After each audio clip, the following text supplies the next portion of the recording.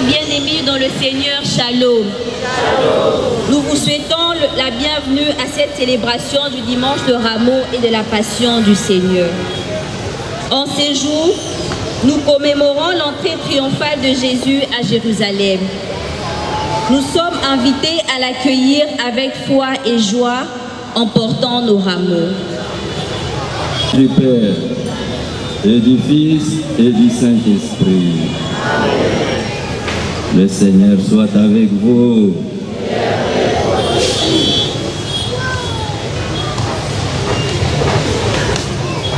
Frères et sœurs bien-aimés, depuis le début du carême, nous avons préparé nos cœurs pour la pénitence et la pratique de la charité.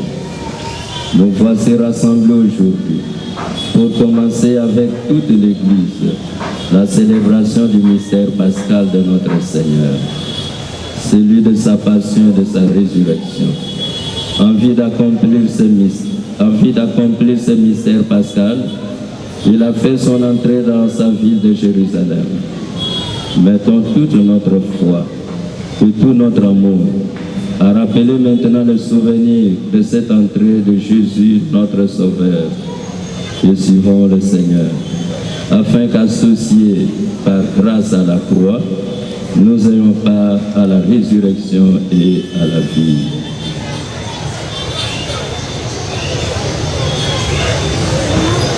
Seigneur, Dieu éternel et tout-puissant, bénis et sanctifie ces rameaux, afin qu'en suivant dans l'allégresse le Christ notre Roi, nous puissions parvenir par lui jusqu'à la Jérusalem éternelle, lui qui vit et règne pour les siècles des siècles. Le prêtre va procéder à la bénédiction de nos rameaux. Nous avons vos rameaux en main et à vous disposer dans le recueillement. Le prêtre pour la bénédiction, nous vous prions de ne pas encore secouer le rameau jusqu'au moment indiqué. Enfants désespérés, portons les rameaux d'olivier. Allez au vivant du Seigneur, triomphe et puissant. Hosanna au Fils des cieux.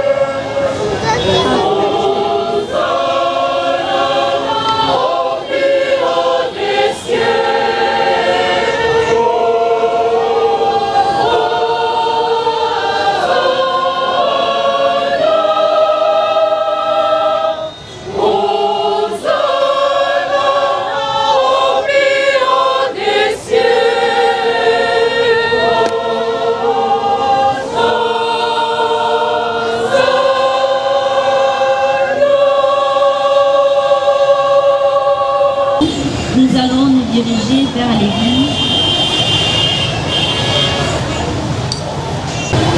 Le Seigneur soit avec vous. Évangile de Jésus-Christ selon saint Matthieu.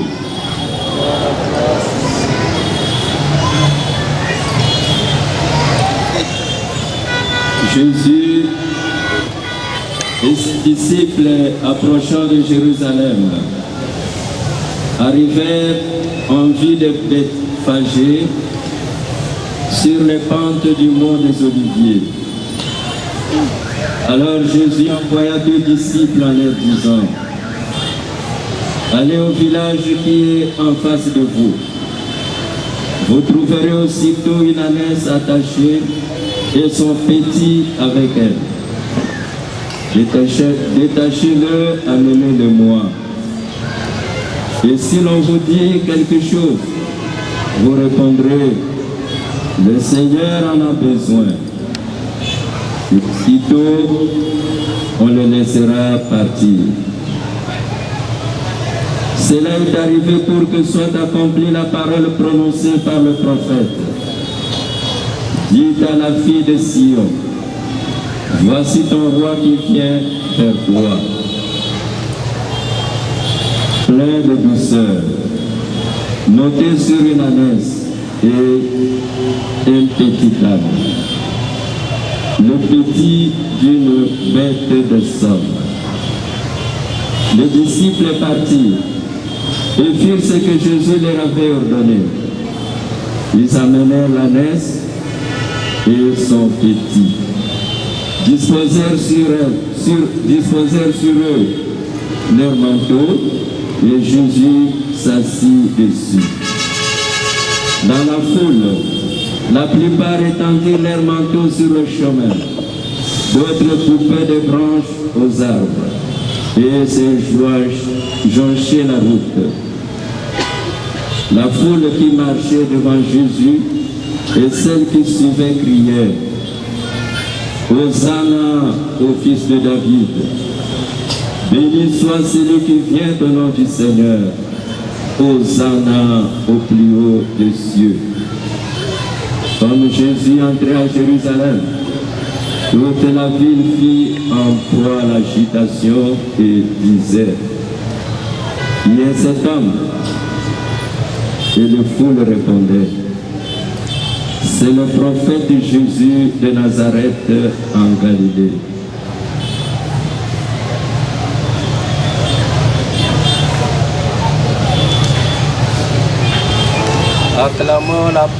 Acclamons la parole du Seigneur.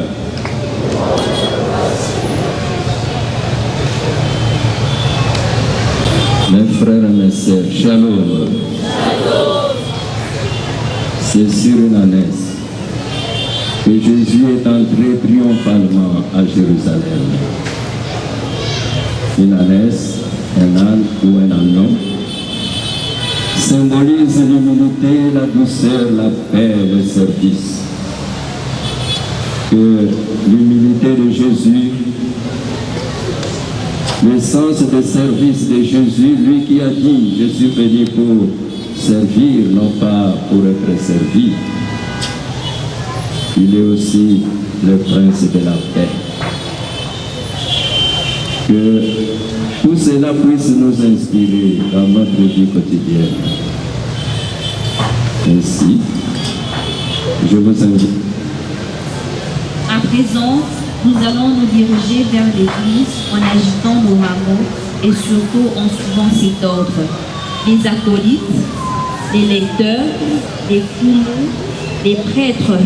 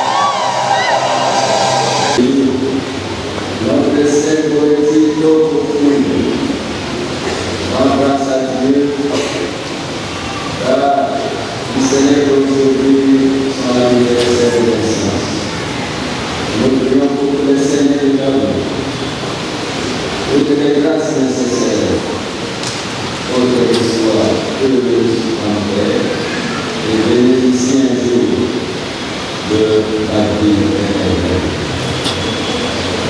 Nous prions aussi pour que Dieu, dans sa miséricorde, accorde la vie éternelle à Antoine Mandélé et à prions le Seigneur. Dieu éternel et tout-puissant, pour donner aux Japonais un exemple d'humilité, tu as voulu que notre Sauveur prenne chair, qu'il subisse la croix. Accorde-nous, dans ta bonté, d'acquérir le témoignage de sa force dans la souffrance et d'avoir part à sa résurrection.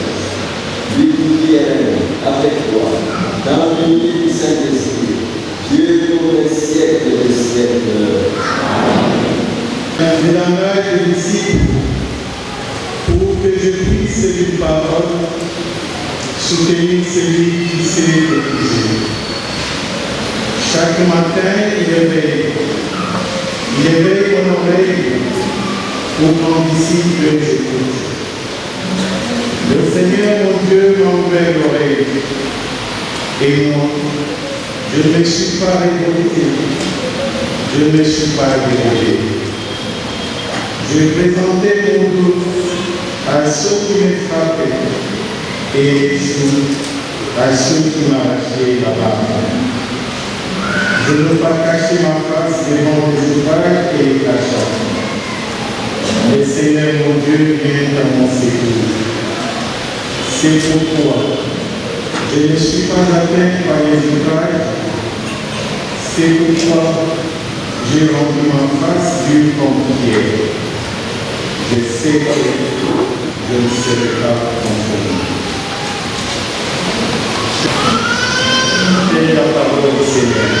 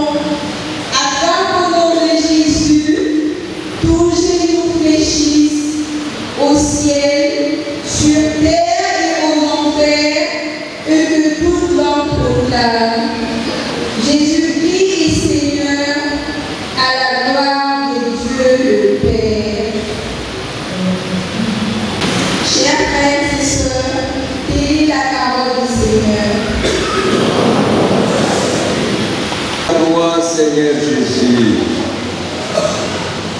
Pour nous, le Christ est devenu obéissant jusqu'à la mort et la mort de la croix. C'est pourquoi Dieu l'a exalté.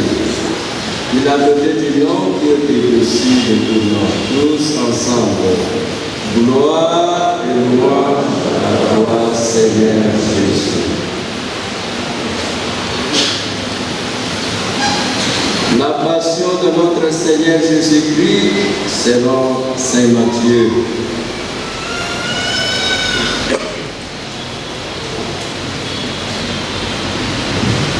En ces temps-là, l'un des 12, nommé Judas Iscariote, s'est rendu chez les grands prêtres et leur dit: Que voulez-vous me donner si je vous le livre? Ils lui remirent 30 pièces d'argent. Et depuis, Judas cherchait une occasion favorable pour les livrer. Le premier jour de la fête de pain sans levain, les disciples s'approchèrent et dirent à Jésus: Où veux-tu que nous défassions les préparatifs pour manger la Pâque? Il leur dit: Allez à la ville chez un tel et dites-lui: le maître te fait dire, mon temps est proche. C'est chez toi que je vais célébrer la Pâque avec mes disciples. Les disciples firent ce que Jésus leur avait prescrit et ils préparèrent la Pâque. Le soir venu, Jésus s'est trouvé à table avec les 12. Pendant les repas, il déclara: Amen, je vous le dis, l'un de vous va me livrer. Profondément attristés, ils se mirent à lui demander, chacun son tour: Serait-ce-moi, Seigneur?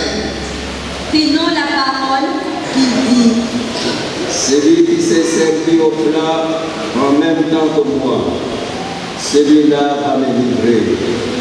Le Fils de l'homme s'en va, comme il est écrit à son sujet.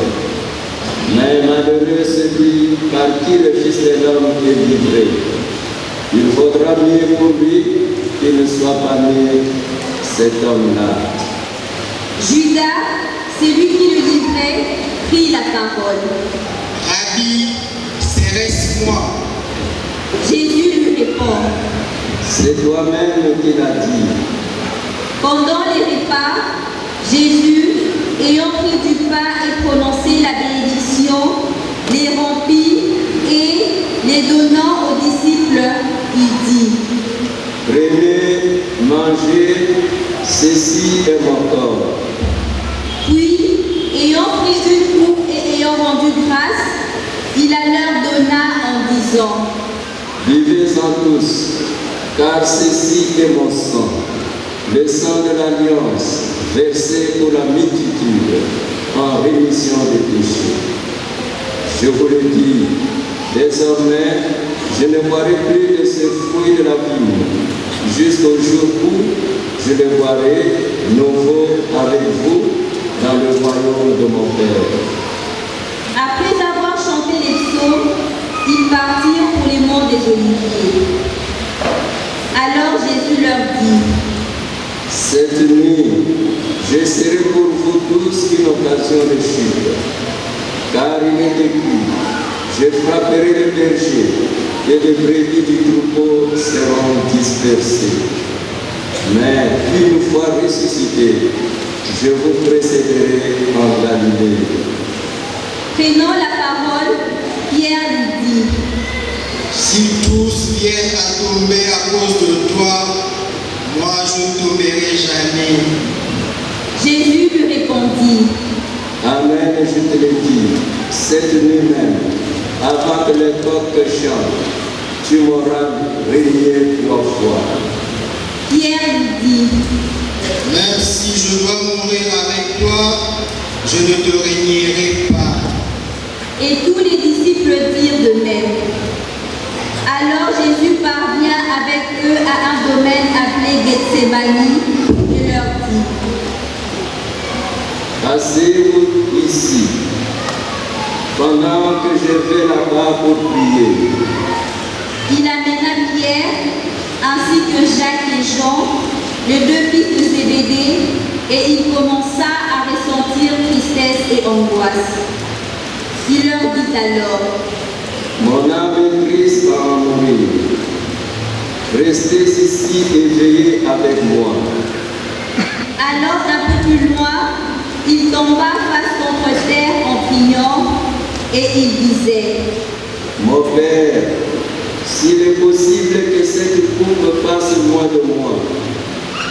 Cependant, non pas comme moi je veux, mais comme toi tu veux.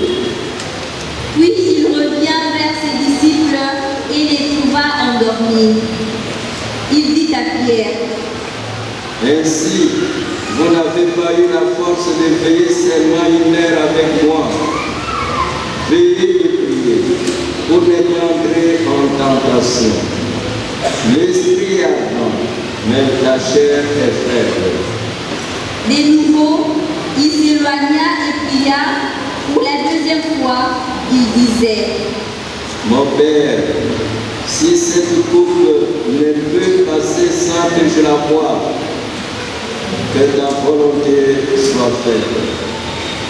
Revenu près des disciples, de nouveau, il les trouva endormis, car leurs yeux étaient lourds de sommeil.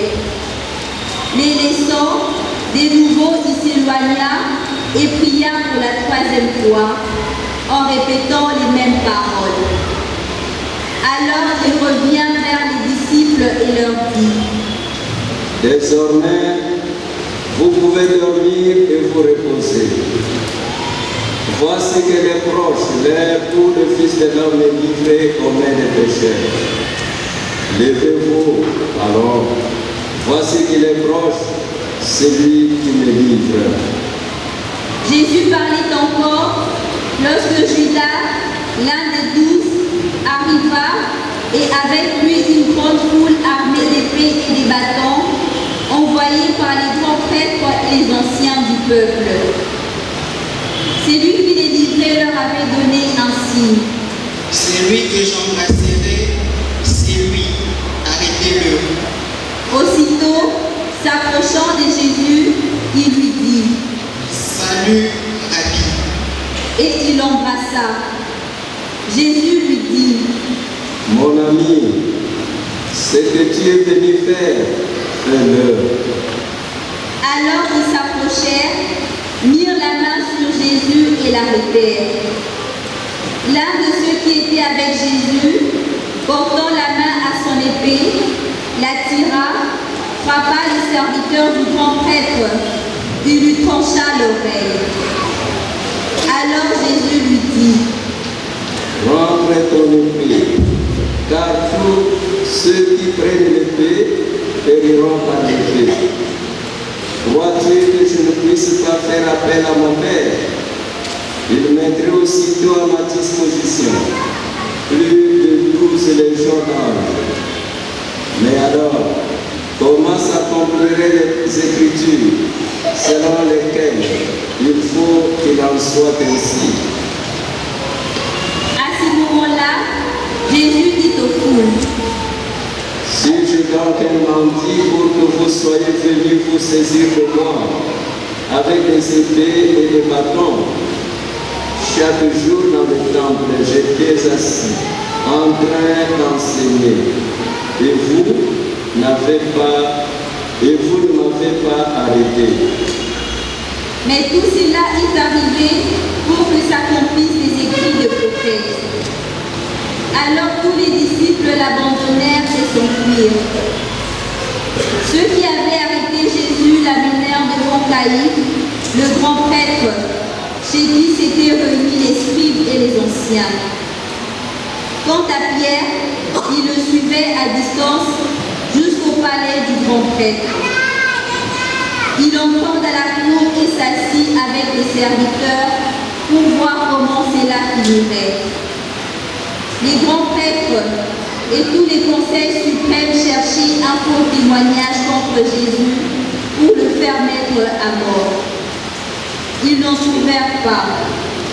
Pourtant, beaucoup de faux témoins s'étaient présentés.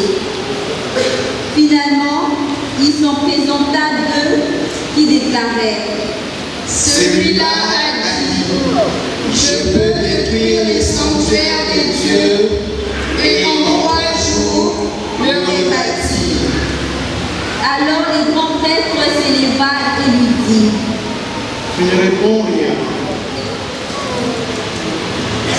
Fais-tu des témoignages qui portent contre toi? Mais Jésus gardait le silence. Les grands prêtres lui dirent: Je t'adjure, par les dieux vivants, de nous dire si c'est toi qui es le Christ, le Fils de Dieu. Jésus lui répond: C'est toi-même qui l'as dit. En tout cas, je vous le déclare. Désormais, vous verrez le Fils de l'homme siéger à la droite du Tout-Puissant et venir sur le lieu du ciel. Alors les grands prêtres déchira ses vêtements en disant: Il a blasphémé. Pourquoi nous faut-il encore des témoins? Vous venez d'entendre le blasphème. Quel est votre avis? Ils répondirent: Il mérite la mort.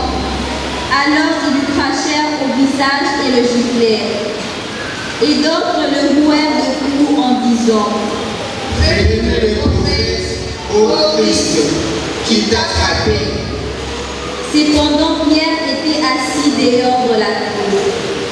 Une jeune servante s'approcha de lui et lui dit: Toi aussi, tu étais avec Jésus, le Galiléen. Mais il le nia devant tout le monde et dit: Je ne sais pas de quoi tu parles. Une autre servante le vit sortir en direction du portail et elle dit à ceux qui étaient là: Celui-ci était avec Jésus, le Nazaréen. De nouveau, Pierre le niant en faisant ses serments. Je ne connais pas cet homme. Peu après, ceux qui se tenaient là s'approchèrent et dirent à Pierre: Sûrement, Toi aussi, tu es l'un d'entre eux. D'ailleurs, ta façon de parler te trahit. Alors, il se mit à protester violemment et à jurer. je ne connais pas cet homme. Et aussitôt un coq chanta. Alors Pierre se souvint de la parole que Jésus lui avait dite: Avant que le coq chante, tu m'auras renié 3 fois. Il sortit et, dehors, plaira amèrement. Le matin venu, tous les grands prêtres et les anciens du peuple terrent conseil contre Jésus pour le faire mettre à mort. Après l'avoir ligoté, ils l'emmenèrent et les livrèrent à Pilate, les gouverneurs. Alors, en voyant que Jésus était condamné, Judas, qui l'avait livré, fut pris des remords. Il rendit les 30 pièces d'argent aux grands prêtres et aux anciens. Il leur dit: J'ai péché en livrant à la mort un innocent. Ils répliquèrent: Que nous importe, cela te regarde. Jetant alors les 30 pièces d'argent dans les temples, il se retira et alla se pendre.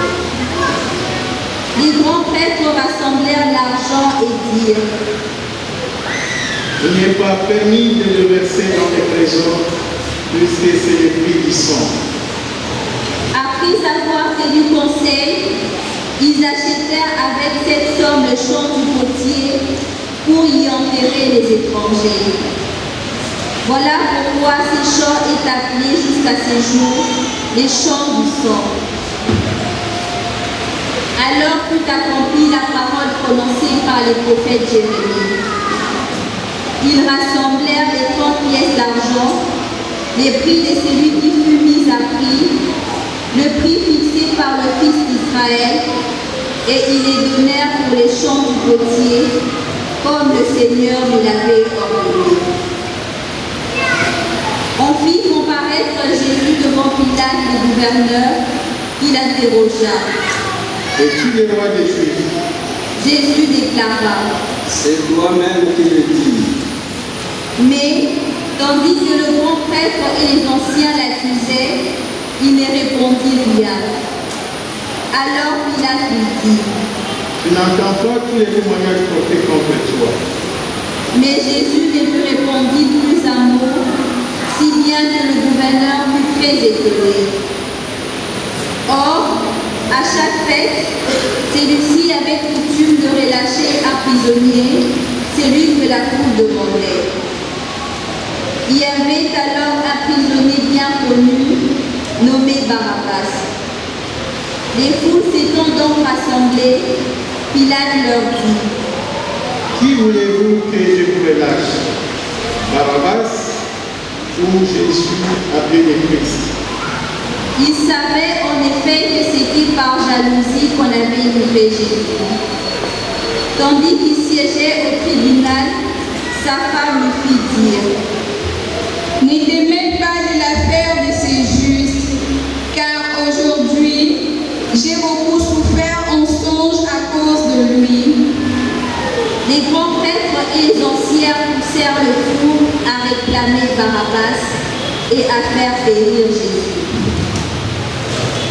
Le gouverneur répondit, reprit. Lequel de deux voulez-vous que je vous relâche? Ils répondirent, Barabbas. Pilate leur dit. Que ferais-je donc de Jésus appelé le Christ? Ils répondirent tous. Qu'il soit crucifié. Pilate demanda. Quel mal a-t-il fait? Il criait encore plus fort. Qu'il soit crucifié. Pilate, voyant que ses efforts ne servaient à rien, sinon à augmenter les tumultes, prit de l'eau et se lava les mains devant la foule en disant. Je suis innocent du sang de cet homme, cela me regarde. Tout le peuple répondit. Son sang, qu'il soit sur nous et sur nos enfants. Alors, il leur relâcha Barabbas. Quant à Jésus, il le fit flageller et il le livra pour qu'il soit crucifié. Alors les soldats du gouverneur emmenèrent Jésus dans la salle du prétoire et rassemblèrent autour de lui toute la garde. Ils lui enlevèrent ses vêtements et le couvrirent d'un manteau rouge. Puis, avec des aiguilles, ils tressèrent une couronne et la posèrent sur sa tête. Ils lui mirent un roseau dans la main droite et, pour se moquer de lui, ils s'agenouillaient devant lui en disant « Salut, roi des Juifs. » Et, après avoir craché sur lui, ils prirent le roseau et ils le frappaient à la tête. Quand ils se firent bien moquer de lui, ils lui enlevèrent le manteau. Ils lui remirent ses vêtements et l'emmenèrent pour les crucifier. En sortant, ils trouvèrent un nommé Simon, originaire de Cyrène, et ils le réquisitionnèrent pour porter la croix de Jésus. Arrivé en un lieu dit Golgotha, c'est-à-dire lieu du crâne ou calvaire, ils donnèrent à boire à Jésus du vin mêlé de pierre. Il en goûta, mais ne voulut pas boire.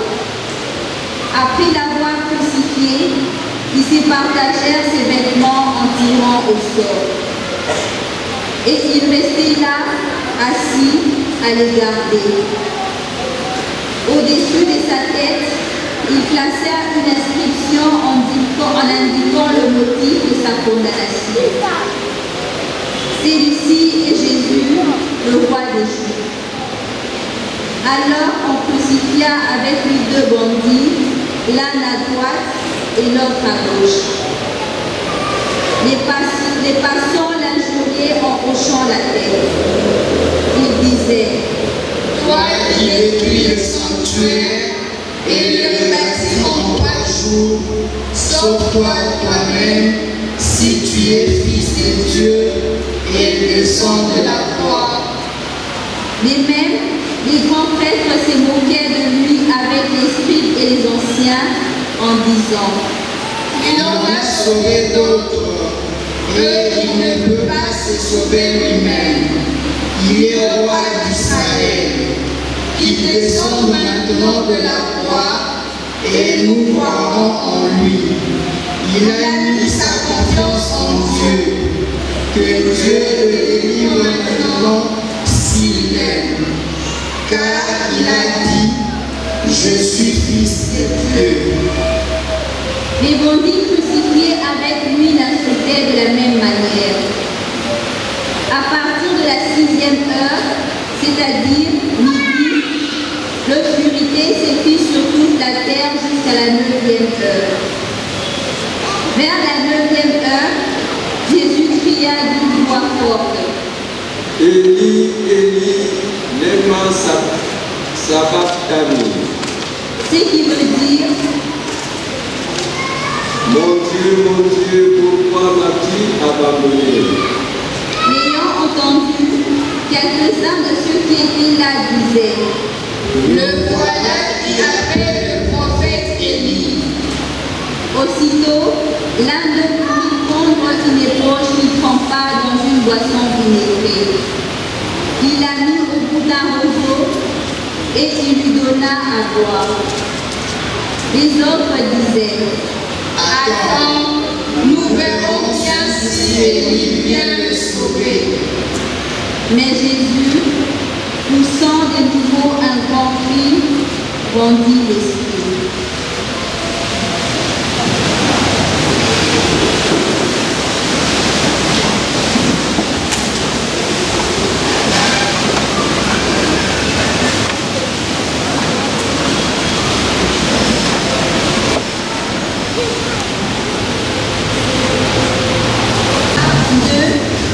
Depuis les hauts jusqu'en bas, la terre trembla et les rochers se fendirent. Les tombeaux s'ouvrirent. Les corps de nouveaux saints qui étaient morts ressuscitèrent et, sortant des tombeaux après la résurrection de Jésus, ils entrèrent dans la ville sainte et se montrèrent à un grand nombre de gens. À la vue du tremblement de terre et de ces événements, les centurions et ceux qui, avec lui, gardaient Jésus, furent saisis d'une grande crainte et dirent: Vraiment, celui-ci était fils de Dieu. Il y avait là de nombreuses femmes qui observaient de loin. Elles avaient suivi Jésus depuis la Galilée pour le servir. Parmi elles se trouvaient Marie-Madeleine, Marie, mère de Jacques et de Joseph, et la mère de fils de Zébédée. Comme il se faisait tard, arriva un homme riche, originaire d'Arimathie, qui s'appelait Joseph et qui était devenu, lui aussi, disciple de Jésus. Il alla trouver Pilate pour demander le corps de Jésus. Alors Pilate ordonna qu'on les lui remette.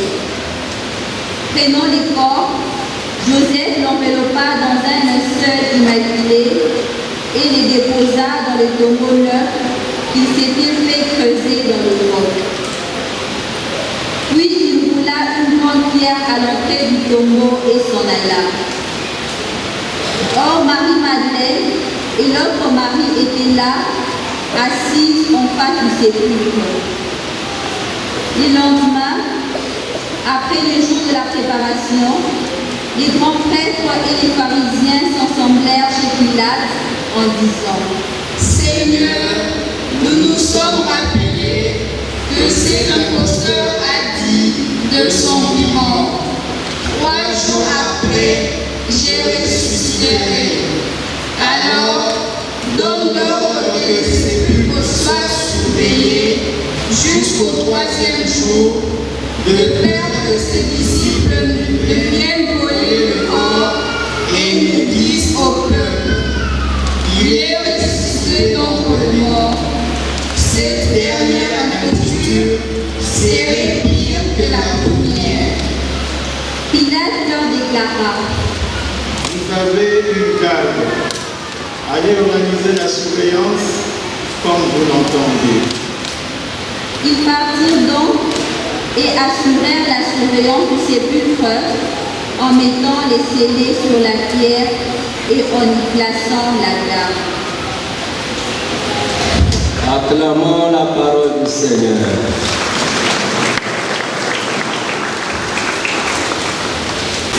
Avec la messe du dimanche de Rameau, nous commençons la semaine sainte.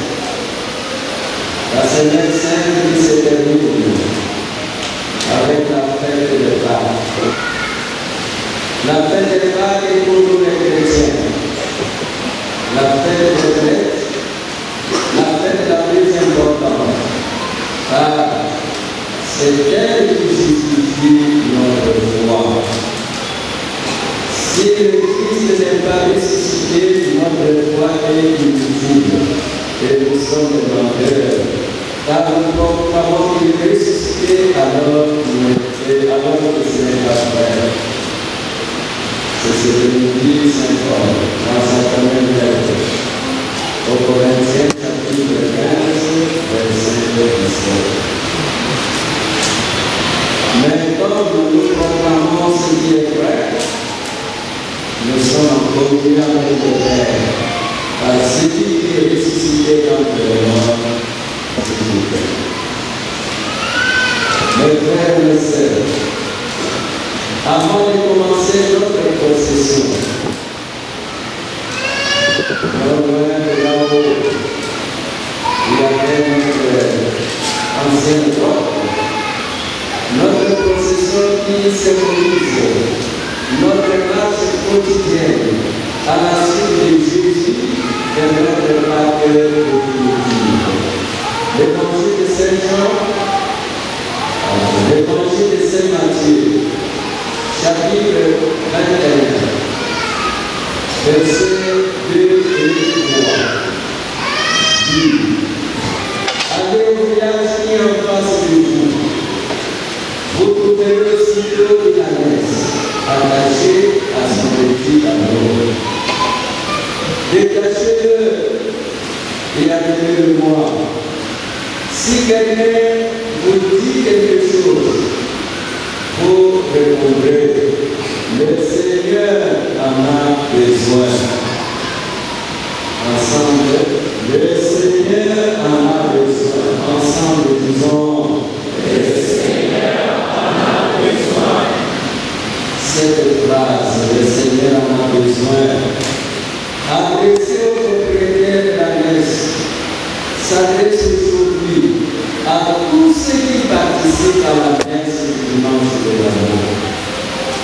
Le Seigneur Jésus, notre Père, a besoin de ce qui nous appartient, ce qui nous est cher, individuellement et parfois collectivement. L'âme est un animal d'importance agricole, domestique, économique, sociale et religieuse. Important soit cet animal, il ne faut rien devant le maître de la vie qui est Jésus. L'âme dont notre Père a besoin aujourd'hui pour nous signifie cet objet, cette personne, peut-être une décision ou une attitude, un comportement, etc., qui est considéré comme intouchable, qui tend à prendre la place de Dieu dans notre vie. Le Seigneur Jésus veut que nous puissions nous en détacher pour que nous puissions lui appartenir. Notre marche vers la paix définitive est une marche qui est un combat. Combat pour céder avec joie ce qui nous tient captifs. En nous détachant de cela, nous nous libérons de ce qui nous rend esclaves, pour que la gloire de Dieu se manifeste en nous. Céder ce qui est important est un signe d'amour envers celui qui le reçoit.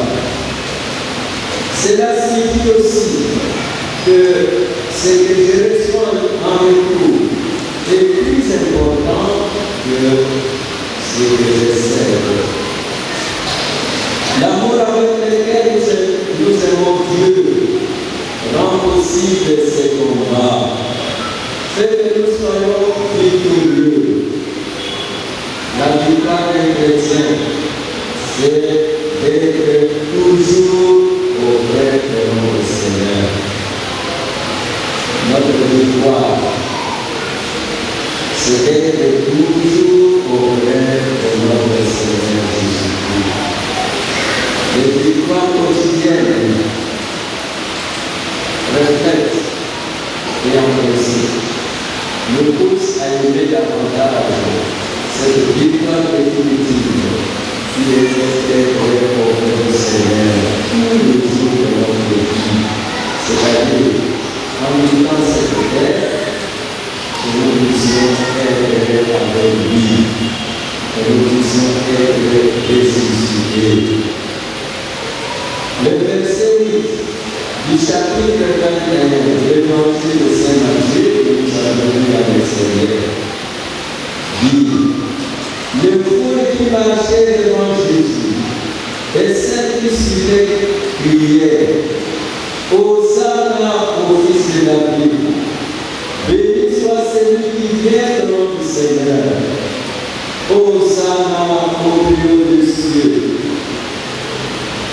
Les foules en pièces criaient Hosanna, acclamation qui signifie notre secours, notre salut, vient du Très-Haut, du Tout-Puissant.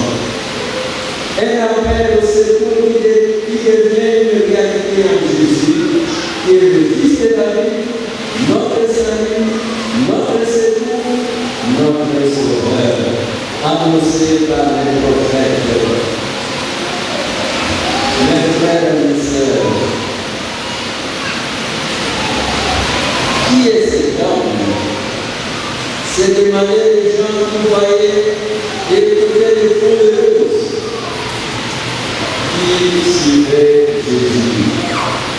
Et la réponse était: c'est le prophète Jésus de Nazareth en Galilée.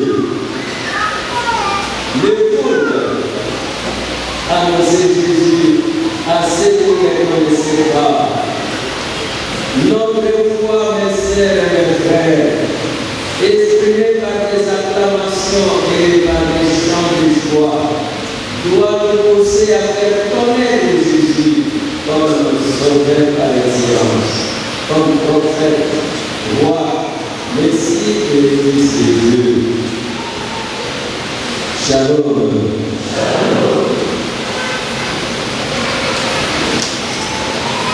Un sauveur sur la messe, ça semble surprenant. Au lieu d'un sauveur guerrier sur un cheval, les foules sont des moines sauveurs qui utilisent la messe. Annexe ou anon symbolise l'humilité, la paix, la douceur, le service. Le choix de l'âme montre que ce n'est pas par l'épée que Jésus nous sauvera.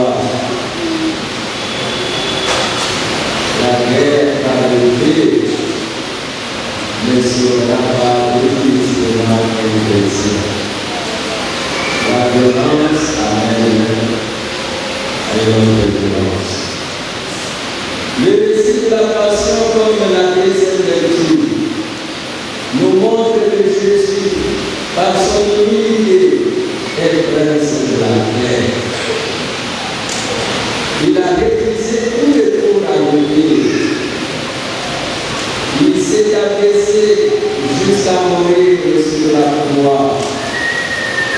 La croix a précédé la résurrection. Mes frères et mes sœurs, chantons d'un côté aux alentours des cieux. Et nous sommes heureux d'acclamer le Seigneur. En ces trois amour. Mais de l'autre côté, nous avons les lectures qui dans la dépression d'une tristesse inouïe, un innocent décapité, un innocent mort sur la croix.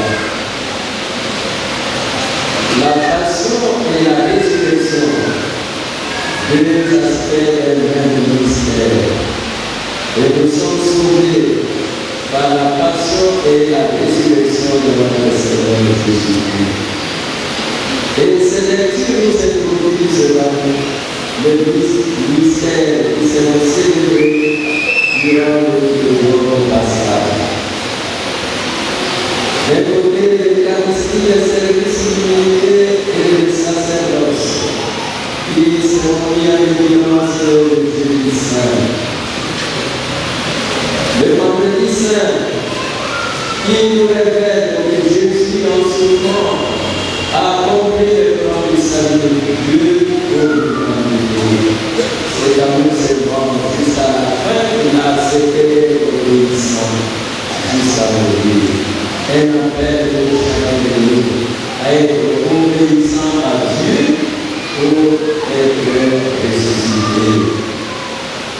Et la nuit de Pâques, nous célébrons la paix pascale, le samedi saint et aussi une célébration de ce passage de la vie à la mort. Mais l'accent sur la victoire de la vie sur la mort, la victoire du bien sur le mal, la victoire de l'amour sur la méchanceté et sur le péché. Que cette Eucharistie que nous sommes en train de célébrer nous ouvre la porte de accepter chaque jour les petites voies, les grandes voies que le Seigneur nous propose. Et que chaque voie vécue avec amour soit un signe de notre appartenance à Jésus-Christ. Et que chaque jour, nous puissions montrer que nous aimons Dieu et nous sommes obéissants à le suivre jusqu'à la fin. Amen.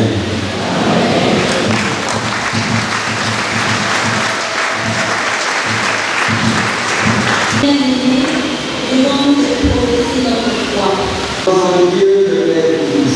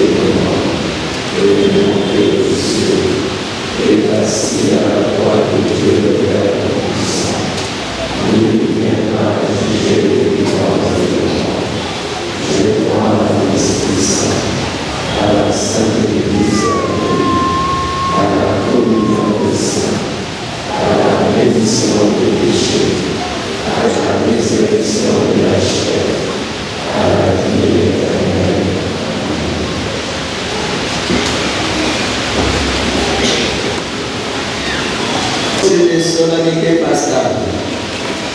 Prions le Seigneur de façon pressante, afin que l'univers entier bénéficie davantage des richesses et des mystères du salut. Pour l'Église de Dieu à travers le monde et pour ses serviteurs, afin qu'ils soient capables d'annoncer Jésus et son évangile dans toutes les cultures. Prions le Seigneur.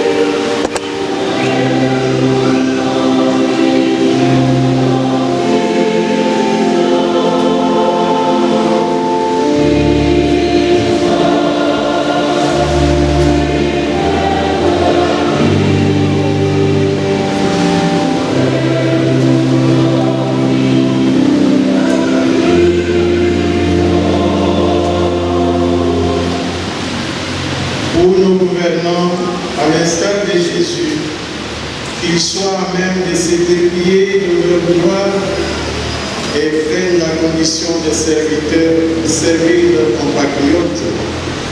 Prions le Seigneur.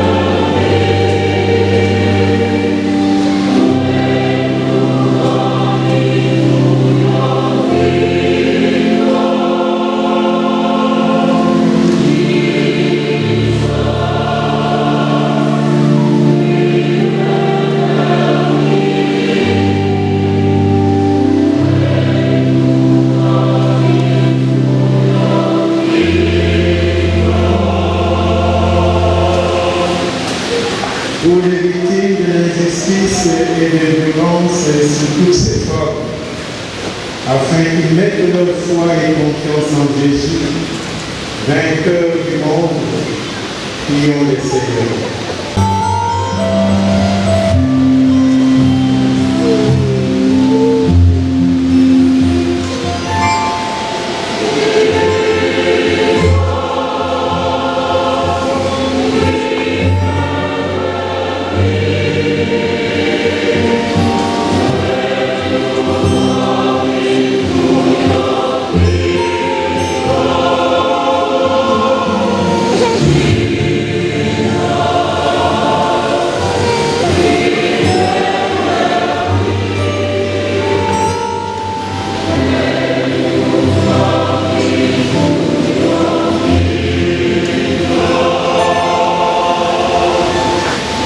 Pour nous tous ici rassemblés en ces lieux saints, afin qu'il nous soit accordé la grâce de la patience et de la persévérance dans nos épreuves, pour que nous soyons de vrais disciples du serviteur souffrant. Prions le Seigneur.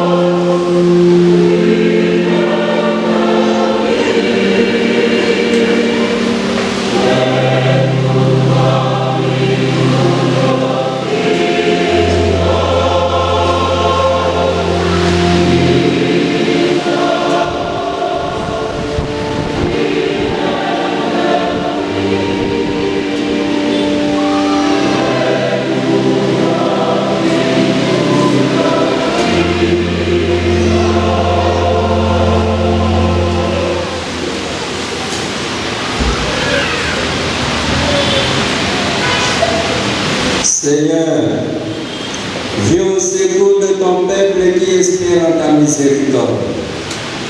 Que ta puissance le soutienne en cette vie et le conduise aux joies de l'éternité. Par le Christ, notre Seigneur. Dieu, shalom. Nous voici arrivés au moment des offrandes. D'un cœur simple et joyeux, offrant à Dieu le prix de différents travaux.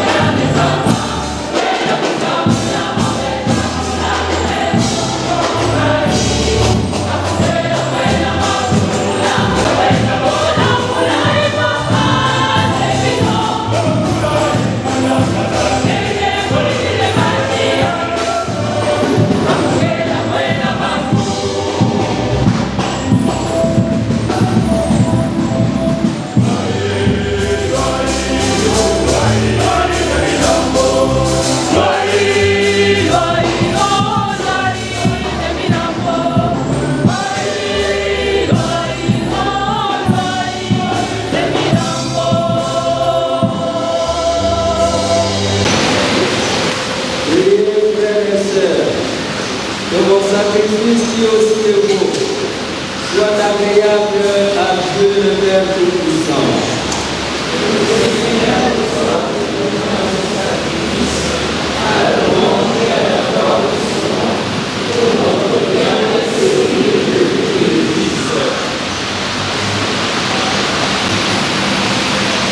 Par la passion de ton Fils unique, nous te prions, Seigneur, ne tarde pas à nous réconcilier avec toi.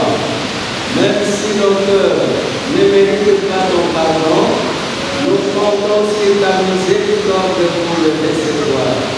Grâce à l'unique sacrifice du Christ, lui qui vient pour les siècles des siècles. Amen. Le Seigneur soit avec vous. Élevons notre cœur. Rendons grâce au Seigneur notre Dieu.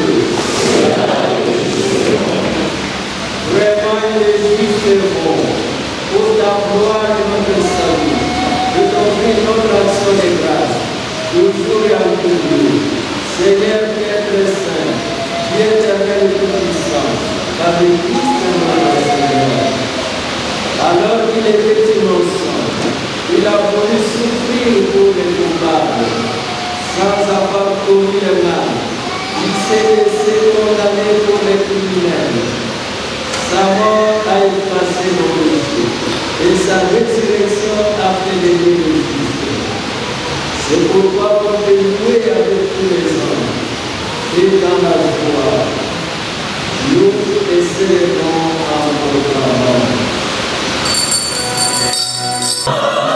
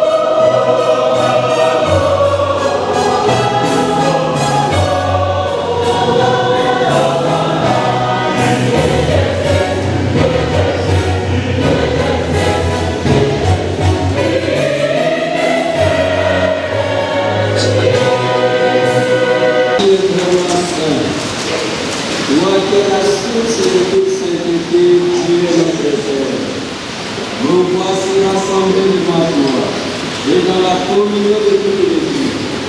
Nous célébrons le jour où le Christ est ressuscité d'entre les morts.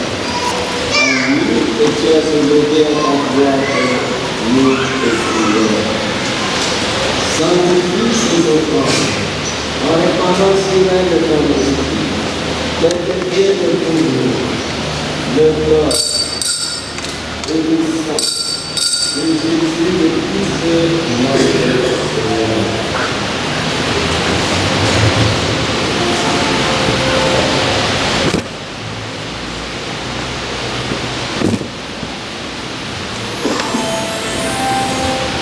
Au moment d'être livré et d'entrer strictement dans sa passion, je lui prie le frère, il le rendit grâce, il le rompit et le donna à ses disciples en disant: prenez et mangez-en tous, ceci est mon corps, livré pour vous.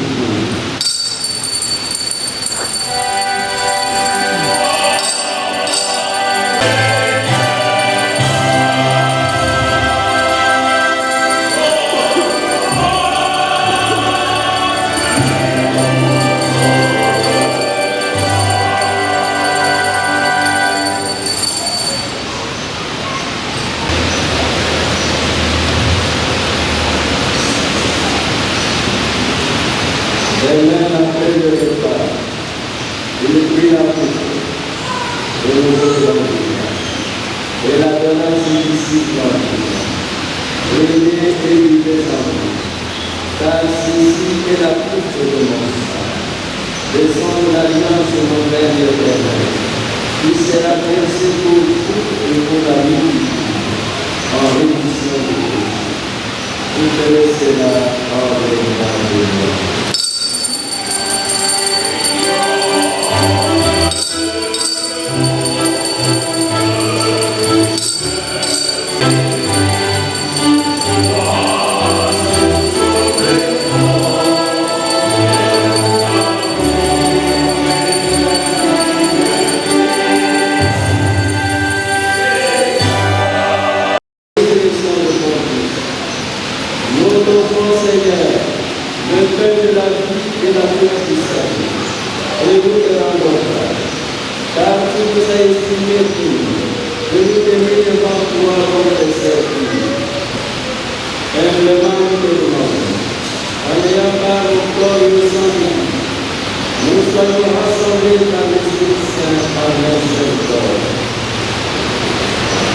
Souviens-toi, Seigneur, que ton Église se répandit à travers le monde, de la grandeur dans ta charité, en union avec notre pape, notre évêque cardinal Gérard, et de tous les évêques, les prêtres et les diacres.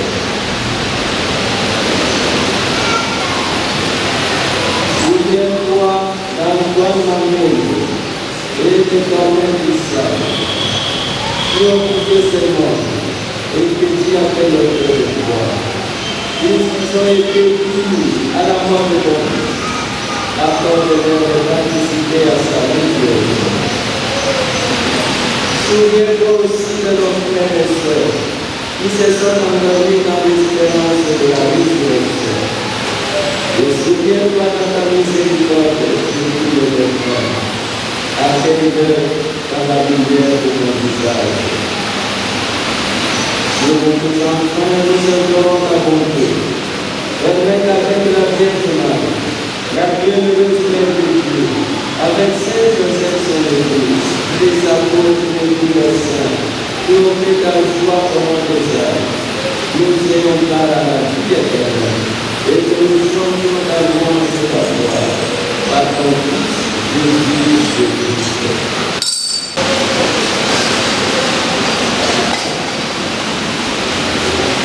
Par lui et en lui, par lui, avec lui et en lui, à toi Dieu le Père Tout-Puissant, dans l'unité du Saint-Esprit, tout honneur et toute gloire, pour les siècles des siècles.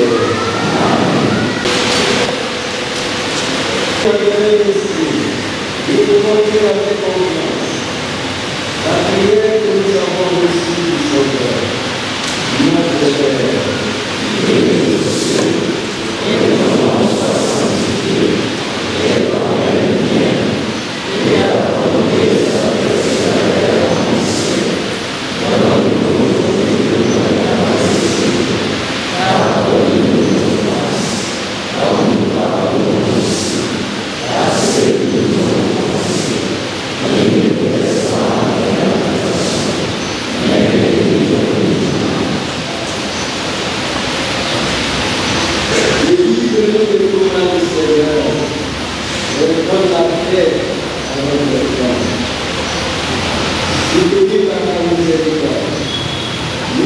avons libérés à l'abri de Dieu. Nous qui attendons le Seigneur Christ, cette bienvenue espérance. Agrément de Jésus-Christ, notre Sauveur.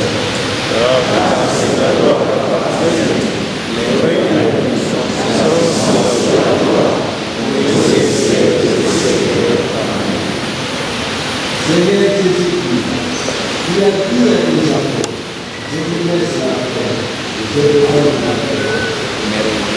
Ne regarde pas le péché, mais la foi de nos vies. Pour que ta volonté s'accomplisse dans l'unité de cette terre, et conduire la venue de tes parfaits. Toi qui vis et règnes pour le siècle des siècles. Que la paix du Seigneur soit toujours avec vous. Dans la charité du Christ, donnez-nous la paix. Oh,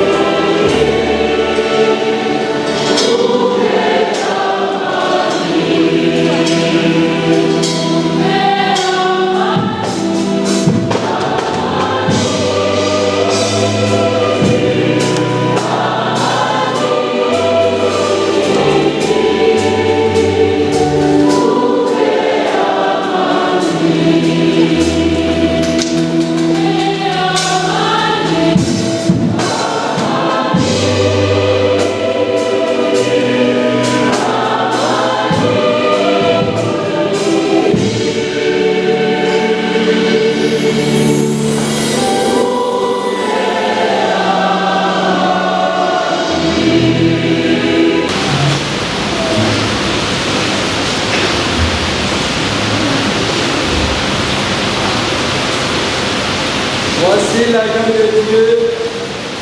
Voici celui qui enlève les péchés du monde. Heureux les invités au repas de l'os de l'agneau.